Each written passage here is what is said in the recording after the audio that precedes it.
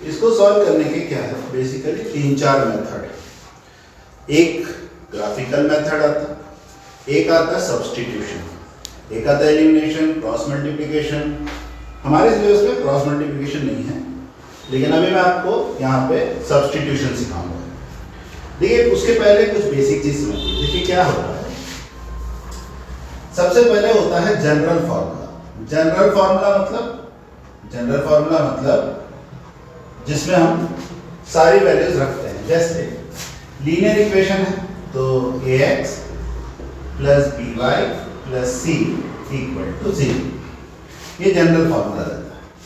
इसमें ABC constants हैं, x और y क्या है, इक्वेशन के वेरिएबल्स हैं, कार्टेशियन वेरिएबल्स भी कहते हैं इसको। इसमें अपन जब ग्राफ से बनाते हैं और सब्स्टिट्यूशन करते हैं, दोनों को अपन मैच करते हैं। सीखो कैसे।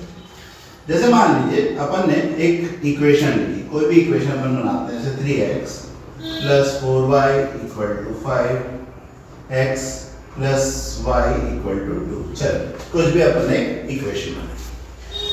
सबसे पहले तुमने बोला यार ये जो इक्वेशन है, इस इक्वेशन को हम जब सॉल्व करेंगे तो सबसे पहले निकालना है x और y निकालना है। तो x और y कैसे निकालें, ठीक है।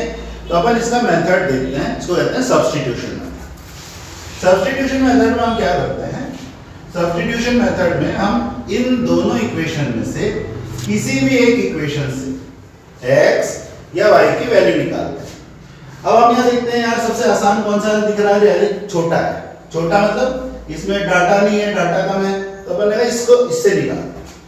तो देखिए यहाँ से अपन इक्वेशन से x की वैल्यू निकालते हैं, x equal to 2 minus y. ये y इधर गया, इधर कूदा तो माइनस वाई। इसको इक्वेशन 3 ले लीजिए। अब देखो जो सीखने की चीज क्या है, इसमें सीखने की चीज ये है कि हम सिर्फ x नहीं, यहाँ से y की वैल्यू भी निकाल सकते थे।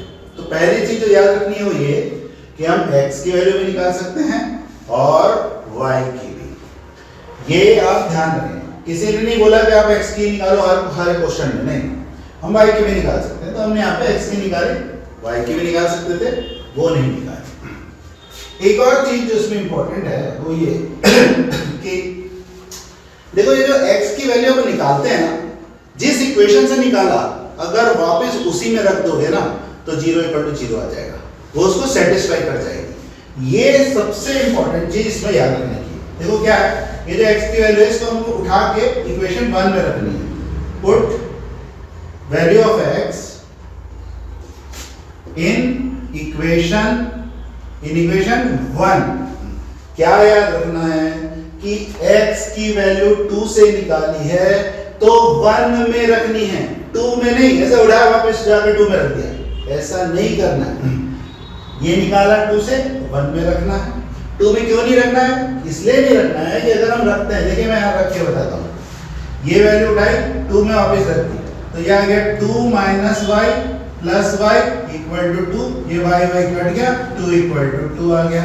देखो सेटिस्फाई हो गया। ये नहीं करना है, ठीक है। अब अपन आए यहाँ पे, अपन ने वैल्यू उठाई यहाँ पे रखी फर्स्ट में, तो ये आ गया 3 bracket 2 minus y plus 4y equal to 5। अब ये 3 को दोनों से इंटू करोगे, 3 इंटू 2 ये डायरेक्ट लिख दो 6 minus 3y plus 4y equal to 5। ये y वाला सॉल्व करिए, ये कांस्टेंट को उधर पुता दीजिए।